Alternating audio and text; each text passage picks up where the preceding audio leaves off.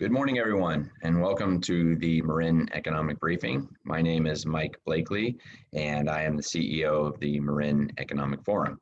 We are a nonprofit public benefit organization focused on Marin County's economic vitality. You can learn more about our organization, read our reports, and make sure you're invited to future events like this by visiting our website at www.marineconomicforum.org.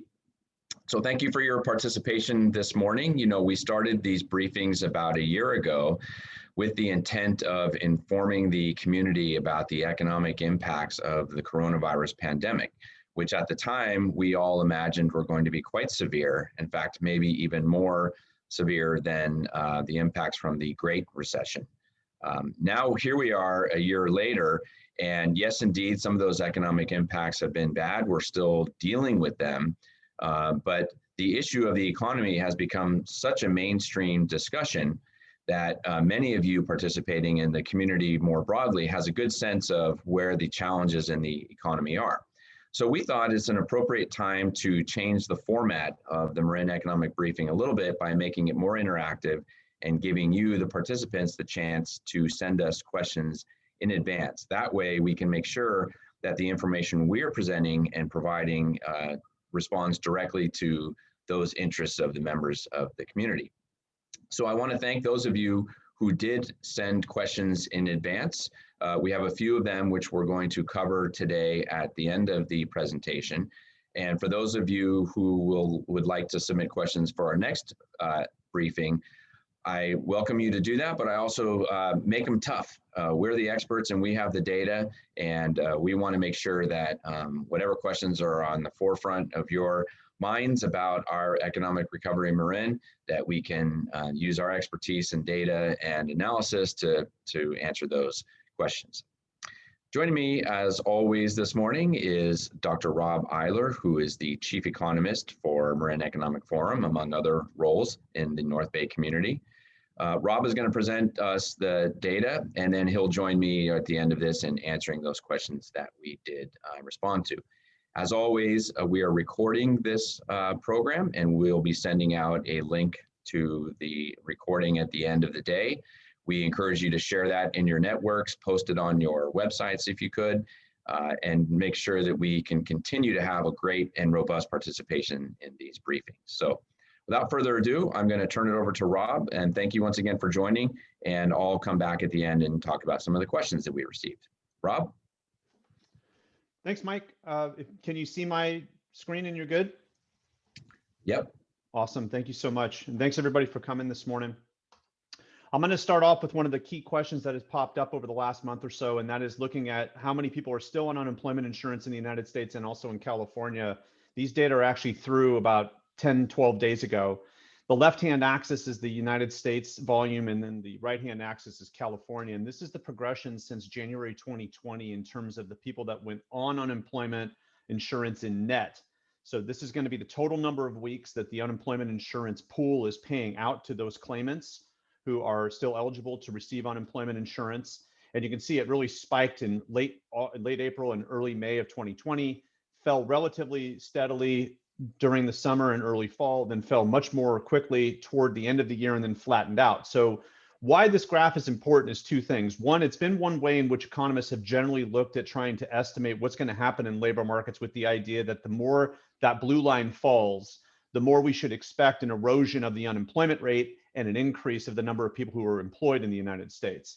Notice how flat it's been for most of this calendar year, and a lot of consternation exists in that flatness, with the idea that that may be a function of the augmented and extended unemployment benefits, which is interfering with the labor supply being available to job offers that are out there on the employer side. So that flatness could continue until September 30. We will see. We're hearing that some states want to walk away from the federal augmentation and extension and just basically cut those benefits loose, with the idea that that will suddenly spring up a labor supply to meet labor demand. We will see. This is the California story over the same time frame. You can see a much more choppy entry into the recession, a much flatter, almost completely nullified summer with respect to the net changes in the number of weeks being paid on unemployment insurance, and then basically following the national trend since then. Same issue in California. We'll come back and talk about this later at a more regional level in a bit. Let's look quickly at the industrial situation at the national level. This is the progression in from April to April, meaning April 2020, looking back 1 year. So this is the percentage change in the number of people employed by major industry sector as of April 2020, looking back 1 year. I'll show you some data on this in April 2021 in just a second. Here's the beginnings of recovery in some industries, not all, through January 2021, then February, March, and the latest data through April. So if you look at the far right-hand side, accommodation, which is basically hotels, motels, bed and breakfast, anywhere you'd stay overnight, 25.7% negative means, and this is now looking back to 2019 rather than 2020, 25.7% down from the number of workers that were there April 2019. You can see the blue column, which is where we were in April 2020, the initial severe cut in jobs, below 40% change. That means about 26 out of 100 workers, or 26 out of 100 jobs that existed in 2019 April do not exist April 2021. So those industries that have relatively high percentage changes are still very much under the shadow of the COVID-19 recession. And this is at the national level. We'll come back and look at this in Marin County in just a second to give some contrast. But this suggests there's specific industries that are still hurting, and that'll continue to be the focus of the Biden administration to provide relief. The next two graphs look at comparisons of how we're recovering in the COVID-19 recession vis-a-vis the Great Recession. And so by putting both recessions at the same number in terms of a start date, so I start the Great Recession in November 2007 and the number of people working in the US, and I start the COVID-19 recession January 2020. And so you can see the progression. This is what happened during the Great Recession. We started to go down the hill in November 2007, bottomed out about 29 months later, and then slowly progressed up. It took about 78 months seasonally adjusted to get back just to the number of workers in November 2007. Here's COVID-19. So this 94.8 number, you can see the big cut and then the progression up and then the flat period, looking very much like the inverse of what we saw with the continued claims for unemployment insurance. The 94.8, it means we're 94.8% back to the volume of workers we had in January 2020. Now, the important piece really here is that we have to get that black line back up to the red line just to recover, just similar to the story I told you about the Great Recession, not grow. That gets us right back to where we started. The second piece is actually more important, I think, and it connects to the labor supply story I talked about before. The number of jobs and the amount of jobs we're getting in terms of recovery very much are shown here in terms of trajectory of that black line. As it remains relatively flat, it means even if employers are asking for workers, if they're unable to hire, we're not getting that volume of workers back, and thus the capacity of the economy on the labor market side to where we started. So flatter movement of that black line means we have a longer shadow from the COVID-19 recession and some concerns about actually getting income growth over the summer and fall. We will see how policy shakes things loose, but this is another angle on that same story with respect to labor supply and labor demand not finding each other, perhaps because of policy. So now let's move toward California and then ultimately toward Marin County by looking at the same graph for California. Here you can see the Great Recession, same deal, starting the Great Recession, November 2007 for California. It took about 69 months in seasonally adjusted terms to get back just to the number of workers we had in November 2007. That's why we called it the Great Recession. And here's COVID-19. Notice choppiness, similar to the continued claims for unemployment insurance we saw, and only 93.2% back to where we started January 2020 in California. Now, same story. A flattening of that black line as it wants to move back up toward that red dotted line may be because the labor supply is being held up by augmented benefits. And even if labor demand exists, we're not matching them up in such a way to really get strong progression in re-employing those that are out of work. We will see. We need that black line to go back up to that red dotted line. Okay. So every month since the COVID-19 recession began, Mike and I have been working on what we call the Marin Recovery Data Tool. And this is basically the May 2021 version of this, looking at specific metrics. So the first one is to look at the same graphs we just looked at, but now look at it for Marin County. So same story.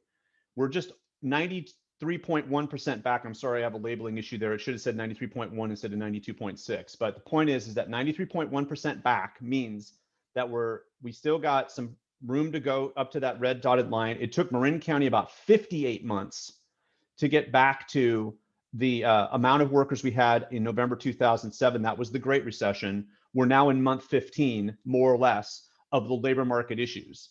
And so that 93.1 needs to become 100. Same story. If that continues to flatten over summer, it probably means that labor demand, because we're hearing a lot of rumblings locally that employers are looking for workers, they may not be able to find them quickly, which means the number of people employed will be somewhat flat moving toward that red dotted line. And that's even true in Marin County. Now, I'm going to pause here for a second because I want to make sure I'm clear here. This is a look at the folks that live in Marin County and their employment status, not those that are employed in industries or for Marin County employers per se. So let's now look at what's going on another angle with residents, which is the unemployment rate. That progression of those that are employed should somewhat match what's going on with those that are unemployed, meaning that if we're down on employment, doesn't that mean that we should have a relatively high unemployment rate? Well, the answer is for Marin County, we've actually seen really strong recovery in terms of the labor force that is unemployed. We're down to 4.6% seasonally adjusted in Marin County, which is very strong. It's one of the lowest in California, one of the lowest in the United States for any of the major population-centered states. But the point is we've seen some really strong recovery in terms of people not being unemployed. But why I'm saying it that way, and it gets very tricky here, as we're going to see in a minute, if you lose labor force, is it easier to have a lower unemployment rate with the idea that if you have relatively decent growth on the folks that have a job, if you've lost labor force, you have a smaller set that actually is unemployed. So keep that in mind. I'm going to come back to that in a minute. Here's California in contrast. And you can see California has had a relatively similar progression with a little bit of a hiccup at the beginning of the year, but still relatively high, around 8.2% seasonally unemployed or seasonally adjusted. Okay, so the other thing about this graph is it really shows you the wild movement. As Mike talked about right off the top, we expected there to be a large amount of consternation in the economy. This shows you, though, that we're on a really good recovery path, even though we've only been on this for about 12 or 13 months. This now begins that story about labor force. So this is a summary of the March data looking back 1 year, the percentage changes. For example, you can see civilian unemployment 5.7% off of the previous year. 7,600 people in Marin County who live in Marin County still out of work, or let's say the number of people that were working, we're still down that volume of residents that had a job 1 year ago. And in California, it's about 4.6%. So with some sort of hand waving in terms of how you should interpret this, the idea is the following. We have a larger percentage of people who had a job in Marin County, who live in Marin County, out of work, or perhaps not now living in Marin County and counted someplace else, versus the state of California by a little bit. But if you move one line up for the civilian employment line, we talk then about labor force. And notice there's a larger percentage change in the labor force of those that are either working or available for work that live in Marin County. So one of the things we've seen is population movements around the state and also out of the state. And that relatively high number in Marin County starts to ask a question of whether or not we've lost workers who used to live in Marin County to some other place. And then there's the unemployment rate comparison at the bottom. That labor force piece could also be interfering with labor demand finding workers. So not only are people potentially gaining access to unemployment insurance benefits that are relatively large, but if they've left the county, and the population data suggests that we've lost a few people in Marin County, that could also be why local employers are struggling to find workers. So there's a lot of different reasons floating around as to why we're hearing stories that employers are struggling to find workers. This is another part of that story. Okay, let's take one level deeper look at labor force dynamics. So one of the things to think about here is the progression of the labor force once the recession began. So I'm going to show you the percentage change in the number of people working or looking for work that live in Marin County versus those in California, because we just looked at that very quickly as a snapshot in March. But here's the progression since the recession began. So you can see there was a sharp cut in the labor force initially in April 2020, and it's been in trend moving up ever since, but still below that blue dotted line, which is basically even versus the last year. Now, here's California. Similar story, not as much change because usually you choose to live in a state, so there's some intrastate movements that mean that we have this flat period, and you can see that flat period for California for most of 2020, and then a rise as people started to trickle back into the labor force going up toward that blue dotted line. But notice that difference between Marin County and the state. That could be telling a story, again, about people who have left Marin County, have gone to other places around the state or around the country, and thus are just not available for work in Marin County anymore. I give you a bunch of other data. On May 7, the Department of Finance, as a precursor to the governor's May revised budget, provided some population data for 2020. The change in population in Marin County lost about 1% or about 2,600 people, according to the Department of Finance estimates. But that's not anomalous. 41 counties out of 58 lost population in California, and all but 3 gained occupied households. So think about that for a minute. There's actually more occupied households, which means we had more households formed in all but 3 counties, but 41 counties lost population. What does that mean? It means that households that had more people in them left, and we received households that had fewer people. Now, what that should mean is a loss of labor force, and this picture illustrates that, at least in theory, over the last year or so.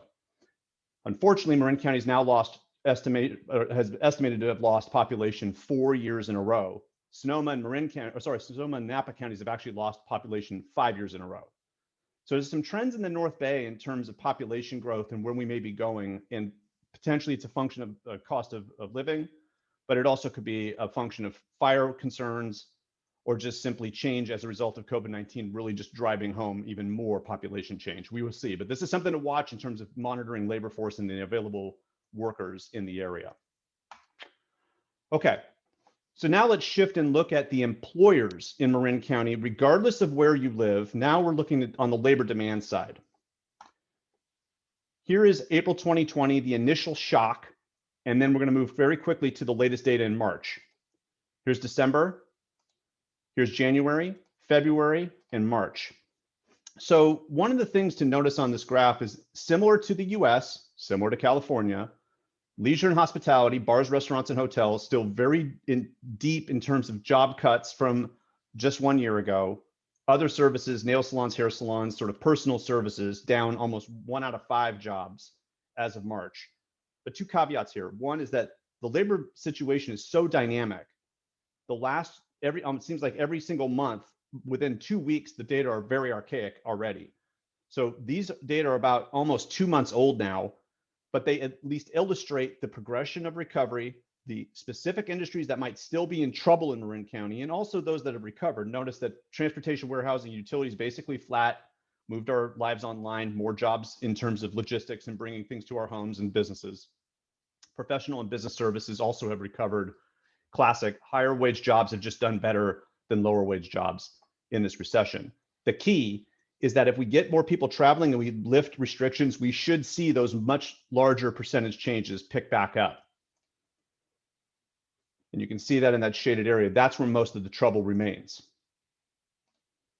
Okay, now housing prices have been it's been kind of a funny move in terms of what we saw in the last recession not repeating itself, which is very good, but we addressed that issue very quickly, and the financial industry also addressed it in terms of lenders dealing with borrowers and trying to stave off problems. These are the data through the end of March from Zillow with respect to percentage change in median home price over the last year. And you can see that they estimated that San Francisco actually lost a little bit on median price. We're hearing rumblings that the San Francisco real estate market has been bouncing back the last few months. And in fact, that negative percentage change is off of recent lows. So it's starting to pick back up again. San Mateo County kind of following what goes on in San Francisco, which is classic. But you can see Marin County is 10.8% up. Wow. A lot of that is probably because we're receiving those smaller households and bidding up prices against a smaller amount of existing units that have gone on market. So good thing, if you're a homeowner, wealth has ascended. If you're not a homeowner, we're farther away. We're watching that a little bit, and most of the growth over the last 2 years, which is the orange bar, was in the last single year. So We're watching what's going on in San Francisco. We're watching to see how people go back to work and whether or not that starts to shift where people live. Here's a look at building permits. Thinking about where we might see more housing units going forward. We've got the recent RENA numbers that came out in April. We will see how much consternation, how much discussion, how much change actually takes place with respect to the regional housing need allocation, or so-called RENA, that has come out of Planned Bay Area in April. Point is that we're hoping to see building permits continue to pick back up. Again, thinking about we're going to need more housing units over time. However, if we think about the population data, how is that going to come to bear on developer decisions with respect to having a market for those new units? But we've had some recent pickup here, which you can see after a little bit of consternation over the end of the last year. Here's commercial real estate. We had one question come in about commercial real estate. So this is at least looking at office space. We're hearing some rumblings that retail is rising in vacancy, which we should have expected. Multifamily is holding relatively firm, but is rising slightly in vacancy. On the office front in Marin County, things are basically flat. Asking lease prices are pretty much flat. There's not a whole lot under construction in terms of office, which makes sense. There'll be a lot of consternation around what's going to happen over the next 12 months, but we're expecting a little bit more in terms of tire kicking and thinking about potentially using office as satellite space. We will see. A lot of it depends on whether or not we bring people back to the office, specifically in the core Bay Area. But generally speaking, the 12-month forecast coming out of Newmark is relatively flat across the board. So with that, I'm going to hand it back over to Mike. We had some questions submitted, but folks, just before I leave you, the two major items are forecasted growth is there across the board throughout the United States and California. Marin County and the North Bay are going to pick up some of that. A lot of the short-term issues are going to depend on travel restrictions being pretty much totally lifted, part A. Part B is a reduction of reticence for travelers to move around. And then the second piece is where larger employers, especially in the core Bay Area, decide on where their employees are going to work. Are they going to start bringing people back to the office on a regular basis? And is that going to cause a lot of wackiness in residential real estate and commercial real estate? A lot of those questions are still to be answered. So Mike, I'll hand it back over based on these questions submitted. Rob, thanks so much. And as always, there's just so much to unpack. And I just want a quick couple notes for the audience. I mean, first of all, each one of these data points that we are presenting is really only scratching the surface on that specific issue. And we just, in the effort to keep this short, we're sharing that. But one of the things that this particular program focused on was the labor force. And I want to talk a little bit about why we're focusing on that. First of all, as many of you recall, and maybe even participated in, MEF had a business retention and expansion program in 2019 and beginning of 2020. And without a doubt, the single biggest issue facing businesses at that point in time was hiring. And here we are with the pandemic has done nothing to change that. And so this is going to continue to be an issue in Marin County and one that needs our attention. As Rob confirmed, we have a shrinking labor force. And that is not just a problem for today, but it's very much a problem for tomorrow, because the Marin economy is not something that can just continue to exist with in-person services. It doesn't create a resilient economy, and it certainly doesn't present good job opportunities at the middle and high skill things. So some of you are aware that MEF has applied for a grant with the federal government to fund an economic strategy for the County of Marin. That is something that we are hopeful to be pursuing. And right at the top of the agenda of that strategy is what we're going to do with our labor force, with our workforce pipelines, and what we're going to do about job creation going down the road. This is a critical issue. And I also just want to second something that Rob said about households. There was a great article in the Wall Street Journal yesterday tracking population movements and household movements throughout the United States during the pandemic. And both Marin County and Sonoma County increased the number of households significantly, meaning that other families moved to the area in significant numbers. Both Marin and Sonoma had over 2,000, an addition of over 2,000 households. But as Rob said, you have to drill down and see who's coming and who's going. And so the fact that we lost about 1% of our population is significant in what is already a very small labor force. So It's no surprise that among the questions we received from the audience, they did focus on this issue of the labor market and what's happening. So we want to take these questions, and let's start with the second one here, which is what is the current trend in the Marin labor market? I think between what Rob presented and my comments there, the trend really is that employers are going to continue to struggle to hire, while some of our labor force sits on the sidelines waiting for the right time to come into the market, whether that's a safety issue, whether that's a childcare issue, whether that's acquiring a job issue. And we are seeing in some cases, particularly on a national level, but even anecdotally here in Marin, we're seeing employers having to raise wages, which is from some perspectives good for the employee, but it's difficult on employers and sometimes not a long-lasting solution. So keep watching this space, because I think employers are having to focus on things like how, attracting hires with things like signing bonuses. We're seeing evidence of that. But we're also seeing employers really focus on retention, those workers that they do have. How can they make sure that they can keep those workers? Those are two trends that we're seeing. How hard is it to fill vacant positions? Well, I think we've all heard that it is very hard. And there was a question in the chat, isn't this limited to low wage workers?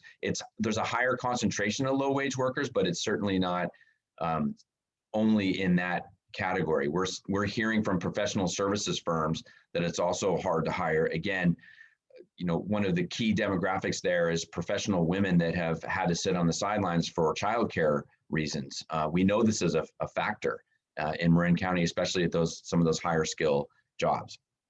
And as I said, there is some evidence of wages being bid up, but it's not something that we can really make a statement on. It's really, on a case-by-case scenario. But again, I do point to some of these trends at the national level among large retail and food chains. They've already come out in the last couple of weeks that they've had to raise their wages at those levels. So Rob, do you want to comment on that question there? Yeah, Mike, thank you. I think one thing to think about is that businesses are going to be a little concerned about raising wages somewhere in the middle of the distribution. They probably will consider raising wages on the low end with the idea that's not as much of a cost shock. But to Mike's point, there's a lot of hiring bonuses or sort of one-time costs to try to reacquire workers rather than increasing wages, which is very difficult in a competitive labor market to reel backward once you've done that. And that could add to other cost shocks that employers are facing. So for right now, it's looking like the bonus or that one-time cost increase to then get the worker back in the workplace is being pursued, as also lobbying for a removal of policy, as I talked about earlier. Those seem to be the big things happening. That's right. And, the whole phenomena of remote work now, I mean, employers really, it's not just about hiring workers anymore. It wasn't necessarily before the pandemic, but employers have a lot of pressure now to really focus on the work environment and not only making it appealing through things like potentially higher wages, but how are you going to accommodate remote work? There's really a huge shift going on right now in terms of what it means to be an employee of a company. There's a lot of great research out there that's emerging.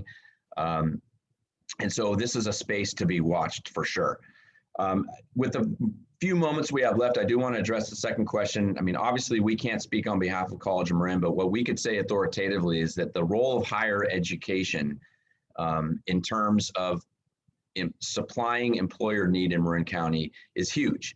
And so the question is appropriate, which is, what kind of programs are happening? What is, what can these higher institutions like Dominican, what can they be doing with our workforce pipelines? I do know for a fact that both the Dominican University and College of Marin are working very hard to create linkages to private sector employers here in Marin County, and that has been part of their work for a long time. College of Marin was able to very quickly put together some programs in response to people being out of work and identifying some of the sort of much needed skills last year and putting together very quick training programs and certification programs. And I know that they are certainly looking to the future in terms of how they can become a more important resource than they already are to private sector employers. And it's the same thing with Dominican University. But from a more institutional perspective, looking at our economy, yes, our higher education institutions need to play that significant role in helping to construct those pipelines and having a clear idea of what private sector demand is in terms of job skills. I know they're doing that, and they look forward to doing that certainly in the future. So we are right up against time, and I want to thank those of you that submitted questions in advance. I want to encourage people to do that for the next one.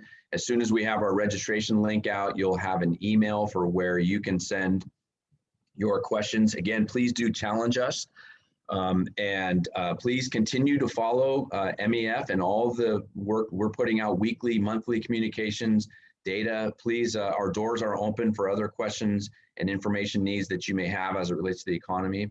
So with that, on behalf of Rob, I'm going to thank you again for participating. Please spread the word, and we'll see you next month.